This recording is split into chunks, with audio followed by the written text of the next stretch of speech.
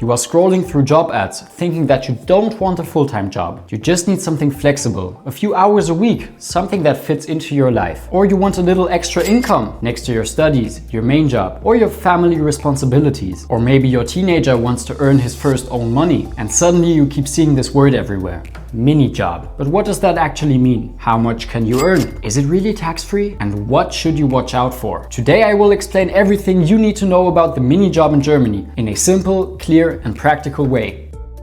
A mini job is a form of minor employment in Germany. There are two ways it can qualify. Let us start with the income limit. You can earn up to 556 euros per month. Starting January 2026, this increases to 603 euros. The second way a mini job can qualify is based on time. Some mini jobs are short-term. This means you can work up to 70 days per year or 3 months a year. If you stay within these limits, the job is officially considered a mini job and most taxes and social insurance contributions do not apply.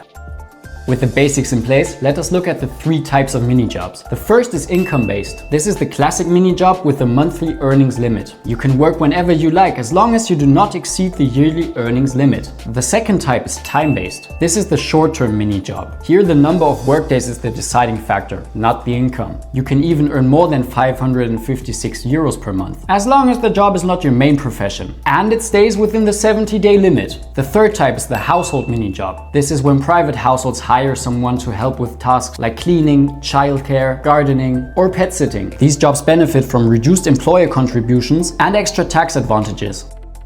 So how do you know whether something is a mini job or self-employment? A mini job is always dependent employment. The employer decides the place, time, duration, and the type of work. If the worker controls everything themselves or even hires other people to help, then it is self-employment, not a mini job. When things are unclear, the German pension insurance has a special department that can check and confirm the employment status. Depending on your situation, you might be looking for a mini job in private households or commercial businesses. Private households often need help with cleaning, grocery shopping, childcare, support for elderly people, or caring for pets. Employees in private households pay very low contributions, and mini jobbers are covered by accident insurance. Commercial business include retail, restaurants, industry and office work. Here the employee contributions are higher than in private households, but still lower than in regular employment. This makes mini jobs interesting in various industries. Before you take a mini job or hire someone, it is important to understand what actually counts as income. Your regular monthly wage counts, and also any predictable bonus payments, such as holiday pay or Christmas pay. Unexpected bonuses, for example a holiday bonus that was not planned, must be checked when they are paid. If they push you above the annual earnings limit, the job may no longer qualify as a mini job. What does not count as income are tax-free extras such as Sunday or night shift bonuses or certain allowances for volunteer or instructor roles.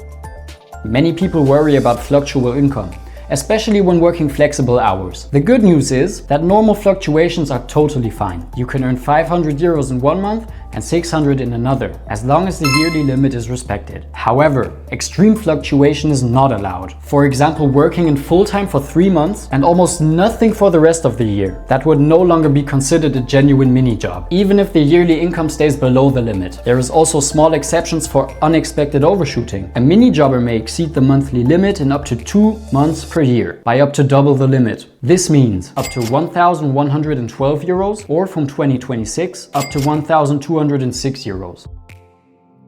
If your regular monthly income is higher than the mini job limit, it becomes a midi job. A midi job implies to earnings between 556 euros to 2,000 euros a month. In a midi job, both the employee and the employer pay contributions, but they are reduced. This creates a smooth transition into full social insurance. To understand the working hours, you only have to look at the minimum wage. Since January 2025, the minimum wage is 12.82 euros per hour. At that rate, a mini jobber can work up to 43 hours a month before reaching the limit. From 2026, the minimum wage increases and the earnings limit will rise as well. Mini jobbers must also record their working hours. If they work more than agreed, they collect time credits. These credits must be used within 12 months or be paid out later. When paid out, they also count to the annual earnings limit. Before a mini job officially starts, it has to be registered. Every employer is required to register mini jobbers at the Minijob Zentrale. This is the only way to make the employment legal. The registration is done online and applies to both private and commercial mini jobs. Mini jobbers enjoy almost the same rights as full-time employees. These rights include protection against dismissal, paid sick days, paid public holidays, maternity leave, paid vacation, the minimum wage, protection for minors and disabled people, a written employment reference, and a written overview of the essential working conditions. So even though the mini-job is a small job, the legal protection is strong. Mini-jobs are an important part of the German labor market. They offer flexibilities for the employees and simplicity for employers. But there are clear rules regarding income limits, working hours, contributions and rights. If you want to learn more about German law and tax topics explained in English, make sure to subscribe this channel. Thank you for watching and see you in the next video.